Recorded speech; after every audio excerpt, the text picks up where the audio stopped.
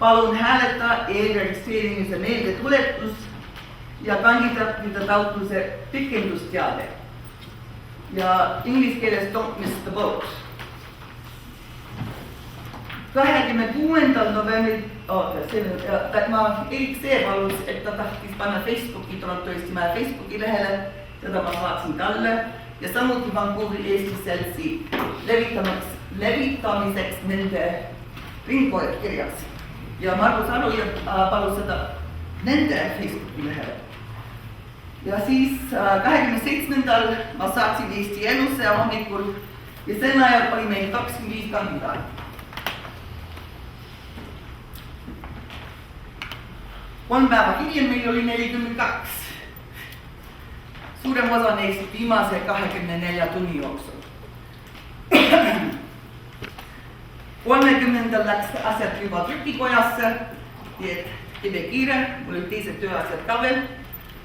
Ja siis registreerimisleht ja kiri. Kõik läksid nagu esiteks nendele. 4. detsembril oli kandidaatide pildi ja elulood Eesti Elus.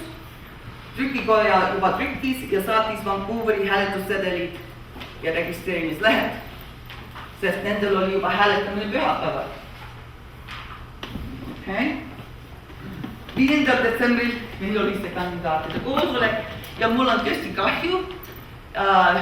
Mina leidsin ka samal ajal välja kui teised, et see koosolek toimub, aga tulevikus ma arvan, et see on hea idee, et kandidaatide kokkusaamine kohe alguses, et seda võiks kohe panna selle ajatabelisse.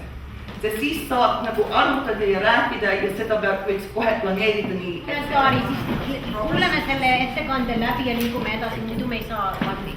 Täpselt. Ma teen üle ettepaneku edasi. Mina tahan ütelda seda. Nende küsimuste järgi võib oletada, et keegi siin püüab eelmisi valimisi tühistada. Kas on keegi siin, kes püüab eelmisi valimisi tühistada? Kui ei ole, siis jätke kõik küsimused peale selle, kui Mariann on lõpetanud oma ettekande ja olen lõpetanud. Minul käsi, mis läksid püsti uusi valimisi välja kuulutada, aga just selle punkti alusel mitte. Aga ma sooviksin lihtsalt ütelda, et keegi peab vastutama selle eest, et need valimised viidi läbi ilma valimiskorra kasutamiseta. See ei ole mitte Mariann Vammarki süü, sest et temale ei antud need asjad ja Mariann tegi oma parima minu meelest, et neid läbi viia, aga keegi peab siiski vastutama selle eest, et need valimised ei olnud korralikult läbi viidud korrapäraselt, ma peaksin ütlema ja kodukorda ja põhiseadust jälgides. Ma tahaks vastata.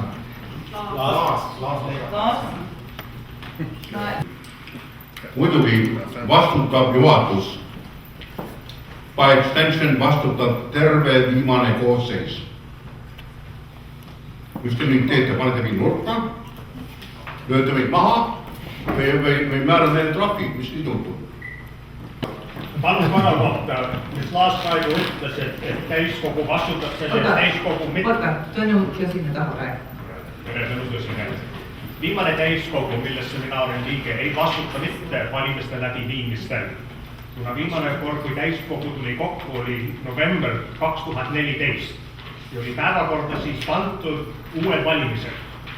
Ja päevakorrapunkti all mul on selle kohta oma märkmed tehtud, kuna selle kohta protokolli ma ei ole leidnud. Selle kohta tegi ettepanek, et järgmisel täiskogu koosolekul esitatakse ettekanne valimiste läbiviimisel ja see ei toimunud. Selle tõttu ei saa mitte süüdistada eelmist täiskogu.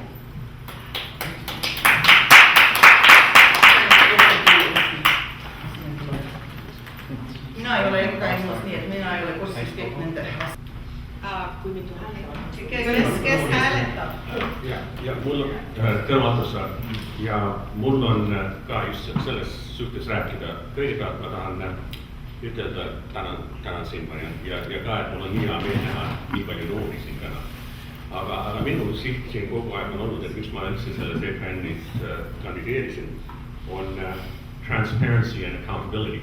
Ja ma leian, et see on väga oluline meile, mis millegipärast ei ole olnud. Ja ma räägin isiklikult, mina leidsin ka, et meile juhatati 25 häält ja 25 inimest istuvad täiskogus. See on vist terve Eesti ühiskond, kes hääletas saada. Ma räägin sulle, mis mina olen kuulnud, mis ma olen lehes lugenud ja mis ma kuulnud ja mis sa ise välja saatsid ja mis ma kuulsin Vana-Andrese kirikus, mida õpetaja Karakas ütles. Tema oli ka väga pettunud sellest tervise toimunas. Igatahes, me keegi ei taha selle põhikirja vastu olla. Ma olen Margusega palju rääkinud. Ma arvan, me oleme enam-vähem ühel nõud, kus me tahame jõuda. Kuidas me sinna jõuame, see on see väike praktiline baby semantics. Aga kuna 25 oli välja hääletatud, 25 olid eestlõitud, minu ettepanek on see, et me ratifitseerime need 25. Esitame esimees, valime esimees, sellest 25 tuleb juhatus. Ja siis see 25 teevad ettepaneku ja otsuse, et võtta need teised 12 inimest sisse, et kõik 37, nii nagu põhiseadus ütles, mis ei käinud korralikult, seal oli väiksed probleemid. Aga siis kõik see 37 oleks sees. Me oleme rahuldanud hääletajad, kes arvasid, et nad hääletavad 25-le. Me oleme võtnud seda põhiseadust korrale ja ütleb, et me oleme otsustanud, et selle EKN-i tuleviku pärast ja Eesti ühiskonna pärast, et me teeme seda 37 inimesega, kuna seal on väga palju väga häid kandidaate sees. Ja siis see 37 ratifitseerib selle juhatusse kõik. Ja nii me saame edasi minnes. Küsimus on, kas sa tõesti arvad, et seal oleks mingisugune häälte erinevus selle 25 ja 30? Arjan, see pole tähtis. See punkt on see, et rahvas arvas, nendele öeldi, et on 25. See oli enne, kui meil oli isegi 25 kandidaat. Aga see vahel ei tee seda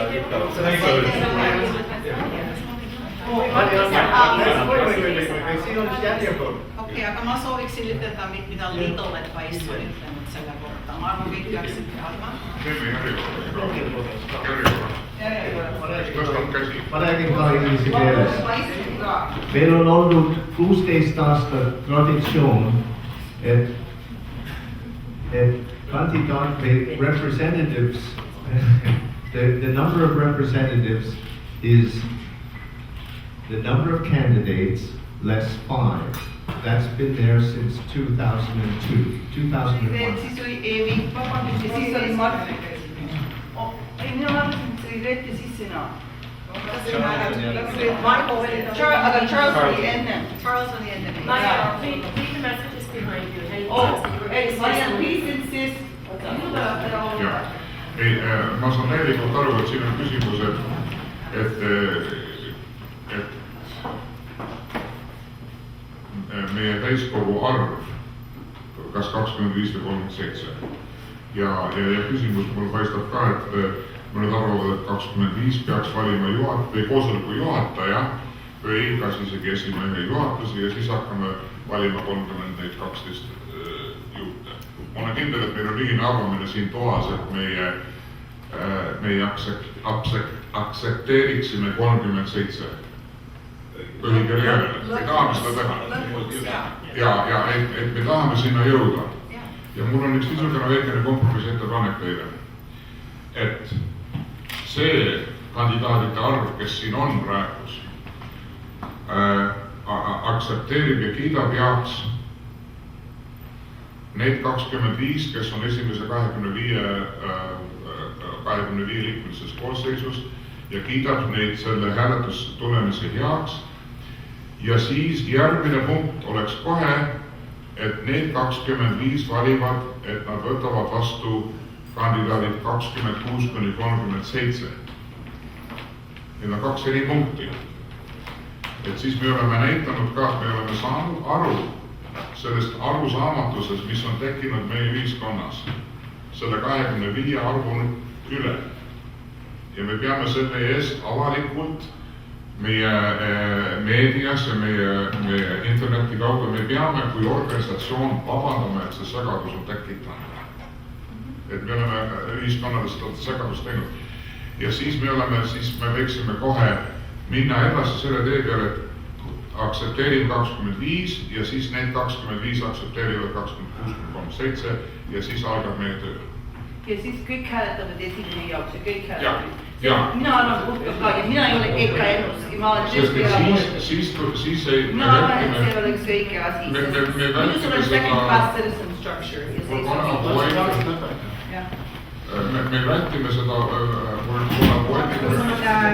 ja Charles, ma arvan, et me oleme kõik üks meeles selles mõttes, et me peame jõudma täna selle 3, aga nagu Charles mainis, see on kuidas me sinna jõuame. Ja meie organisatsioonina EKN peab ka enda maine peale mõtlema selles mõttes, et rääkides valijatega ja mina olen rääkinud üle 150 valija ka viimase paari nädala jooksul, kaasa arvatud suurematel koosviibimistel, näiteks Peetri kirikus ja nii edasi. Ja kui küsida valijate käest, et mitu nad valisid, siis nad kõik ütlevad 25. Seda ütleb Marja. Ei ütle. Marja, see kukub kohe.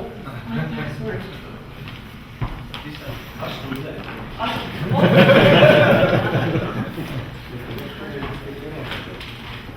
Sa pead päris nii pikalt rääkima. Mul on võib-olla üks kompromiss, mis ma arvan, et võib-olla lahendaks meie selle olukorra. Ja see on selline, et 25 inimest kinnitavad selle hääletamine. 25 inimest siis selle päevakorra kohta natuke. Ja siis need 25 inimest teevad ettepaneku uue esimeheks ja uue juhatuseks.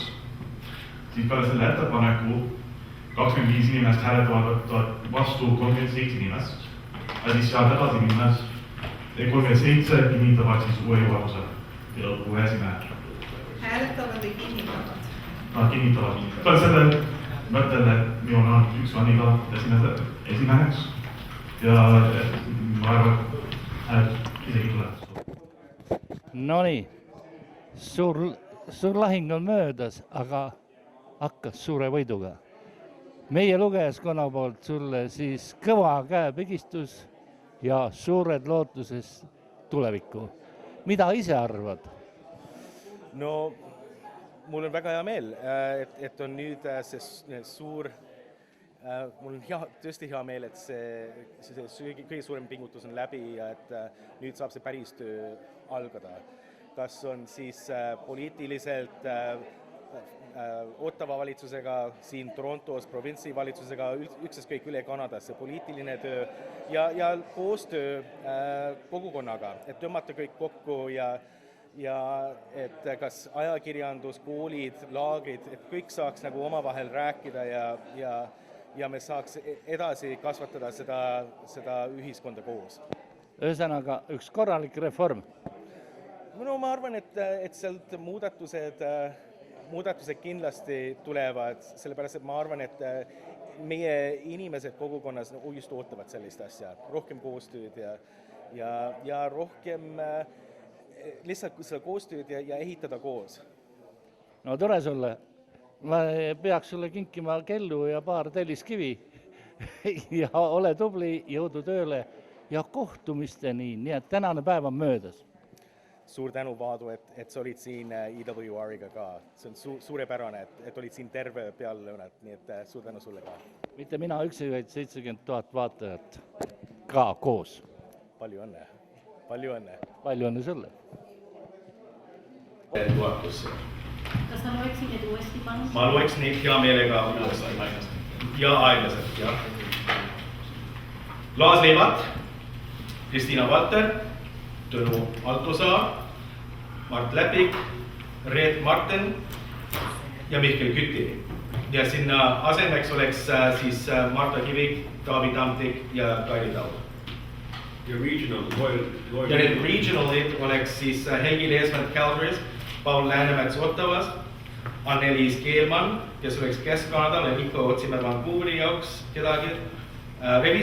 Revisioonikomitee jaoks oleks siis Margus Taen, kui ta on nõus edasi tegema, Kati Küti, Otsa, Rein Ende ja ma ei tea, kas kellelgi veel oleks huvi revisjonikomitee peal olla.